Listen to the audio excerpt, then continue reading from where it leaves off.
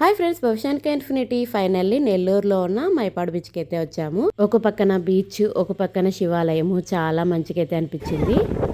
శివాలయంలోకి అయితే ఎంటర్ అయిపోయాము. అక్కడ శివుని లింగం అయితే చాలా పెద్దగా ఉంది.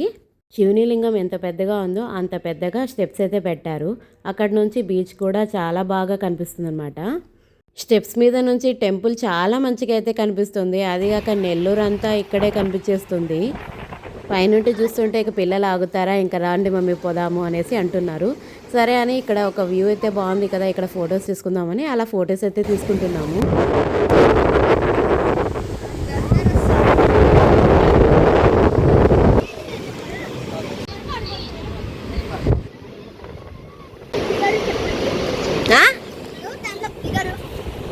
చెప్పండి ఎవరు దిగరు.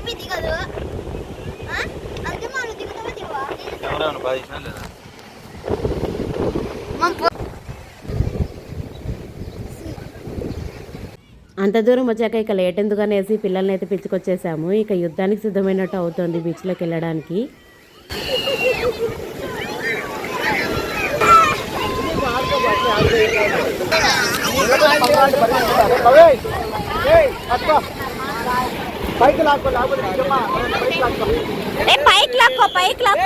ఇక శాన్వికాకైతే ఫ్యాన్తో చాలా ఇబ్బంది అయితే అయిందనమాట.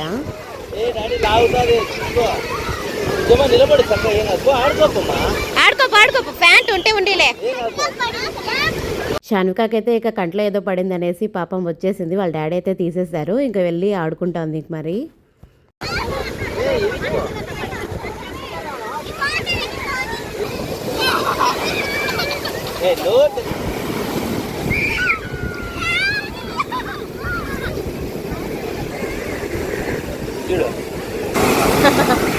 అట్లుండాలి బుజ్జమ్మ, అది బాగా వచ్చింది. వాడు కూడా ఆడుకుంటాడు.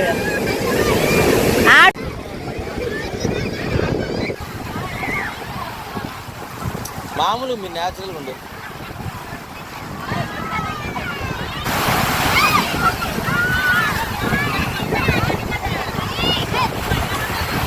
ఇంట్లో నుంచి బయటికి అడుగు పెట్టడానికే చాలా భయపడేదాన్ని. ఇలాంటి టైం మరీ ఎప్పుడు రాదు కదండి, అందుకనేసి పిల్లలతో అయితే ఆడుకున్నాను.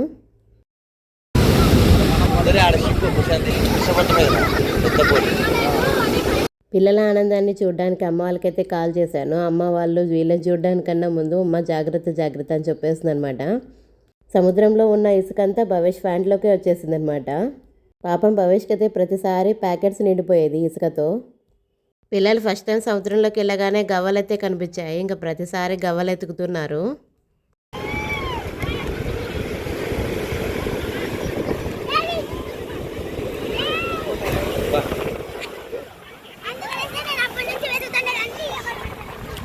ఇక శాన్వికాకైతే బోరింగ్గా అనిపించేసింది. ఇంకెంతసేపు ఆడుకుంటూ అలసిపోయింది అనమాట. ఇంక అందుకనేసి ఇక్కడ నా నేమ్ అయితే రాసుకున్నాను నేనైతే. ఇంకా తర్వాత తను వచ్చి తన నేమ్ కూడా రాసుకుంటా ఉంది.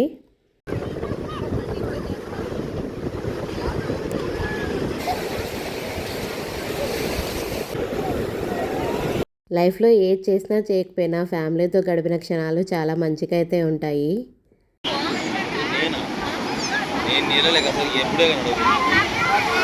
ఓకే ఫ్రెండ్స్, ఈ వీడియో కనుక నచ్చినట్టయితే లైక్ చేయండి, షేర్ చేయండి, కామెంట్ చేయండి. Bye friends.